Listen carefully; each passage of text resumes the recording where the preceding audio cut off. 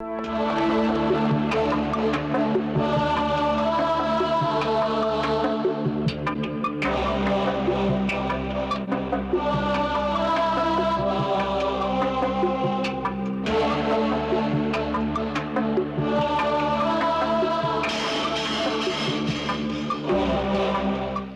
लिए बुलाया?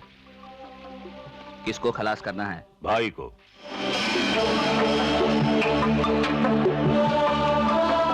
और उसके अंडर में जो एरिया उसका? वो सब अपन लोग बांट लेंगे। और मुझे? 5 लाख। भाई को मारने के लिए? हाँ। ठीक है। और उसके बाद मुन्ना से बचने की कीमत? 2 लाख। कम है। तुम कुछ ज्यादा ही मांग रहे हो। सोच लो, सोचने में देर लगे तो घर आ जाना। तू ही बोल, कितना लेगा? 10। यानी कि टोटल 15 लाख। ये कुछ ज्यादा ही मांग रहा है। भाई के लिए बहुत कम है।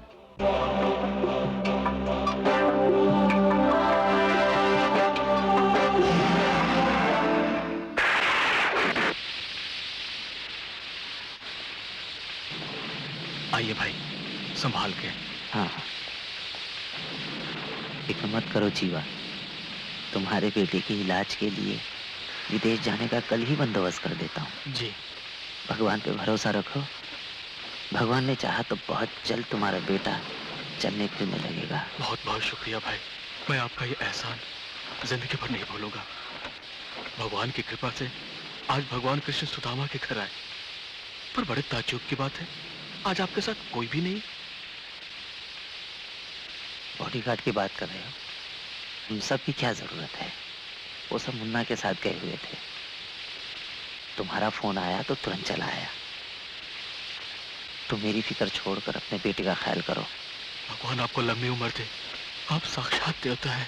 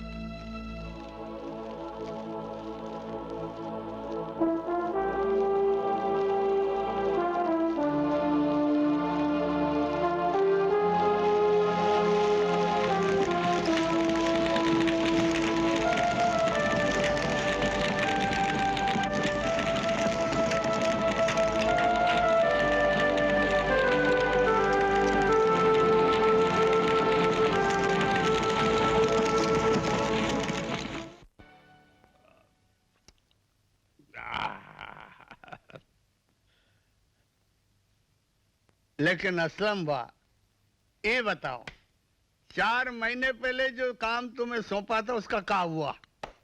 कौन सा काम? लो, अभी नया धंधा शुरू कर दिया का? अरे भाई, सुपारी के पैसे भी खाने लगे हैं? अरे वो कुत्ते वाले जोशी से तुम्हारा कमीशन बनता है का? या ये बताओ कि अब तुम में हिम्मत नहीं है? हाँ, इस पर टाइम लगता है। अरे काहे का टाइम लगता है? तुम तो अपने आगे पीछे 10-10 बंदूक वाले पठानों को लेकर घूमते हो और यहाँ अपनी जान आफत में पड़ी रहती है।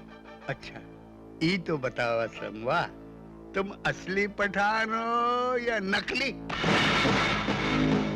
अगर इस वक्त तू मेरा मेहमान ना होता तो अभी तुझे ऊपर से नीचे फेंक देता।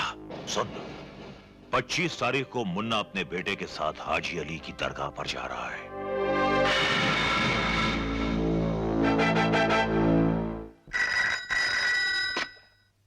हेलो, कौन रजिया?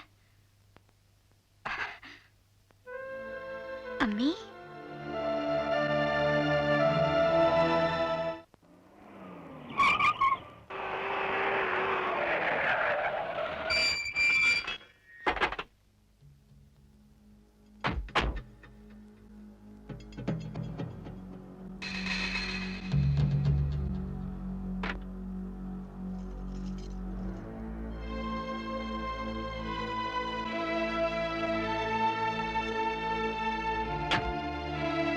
आदाब। आदाब।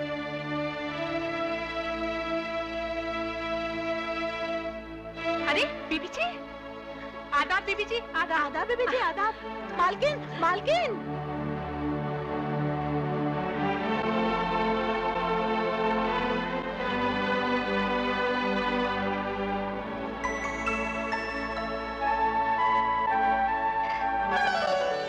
अम्मी।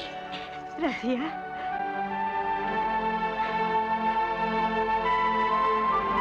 तुझे देखने को तो मैं तरस गई थी। तरसने की जगह अगर आप तड़प जाती ना अम्मी, तो ये मुलाकात बहुत पहले हो चुकी होती। रजिया,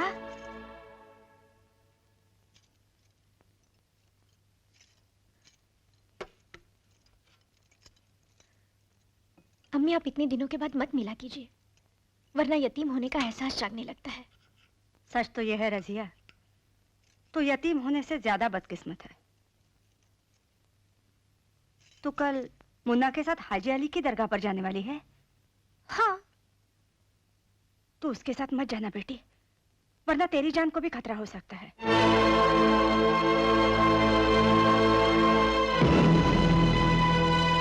तो समझ रही है ना मेरे कहने का मतलब? हाँ, लेकिन आपके कहने का तरीका नहीं समझ पाई। अम्मी आप ये भी तो कह सकती थी कि रजिया तुम भी मत जाना और मुन्ना को भी मत जाने देना, लेकिन आपने ऐसा नहीं कहा। अम्मी आप ये नहीं चाहती कि मुन्ना जिंदा रहे, और आप ये भी नहीं चाहती कि मैं मुन्ना के साथ मरूं। आपकी ख्वाहिश ये है कि मैं बेवा बनकर जिंदा रहूं। हर माँ अपने बेटे के लिए ये दुआ करती है कि वो सदा सुहागन रहे, और आप माँ होकर भी अपने बेटी को बेवा बनाने की साजिश में शामिल हो गई। तू बता, तू क्यों मुन्ना के लिए हमें छोड़ने के लिए तैयार हो गई?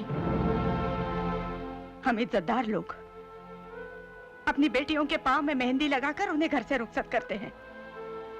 तू क्यों दाग देकर चली गई? क्या कमी रह गई थी हमारे प्यार में जो तूने अचानक मुंह मोड़ लिया?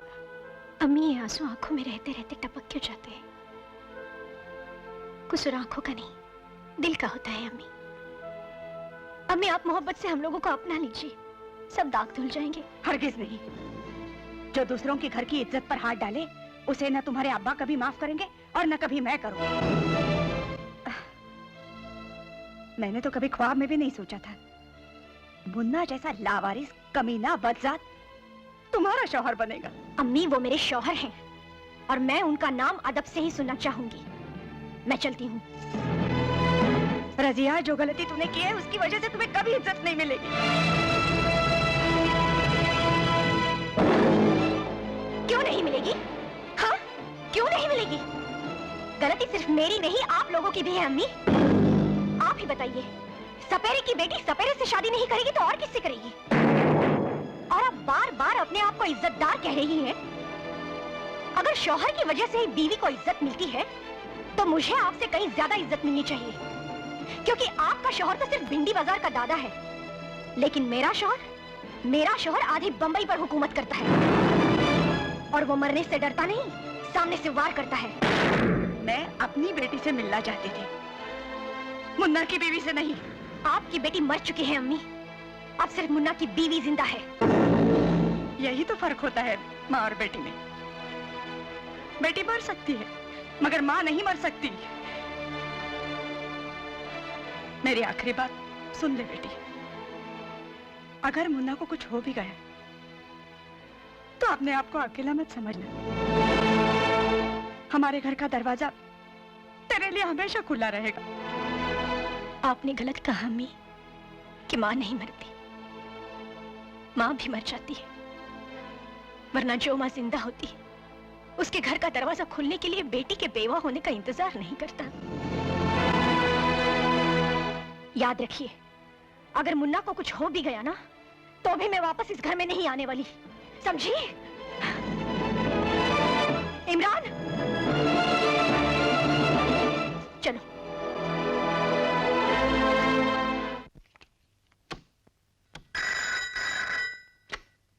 हेलो। हाँ शाम। खोले में 237-480-679 और बंद में 148-157 और 247। हाँ यार, पैसे मिल जाएंगे, पैसे दे दूंगा। ओके।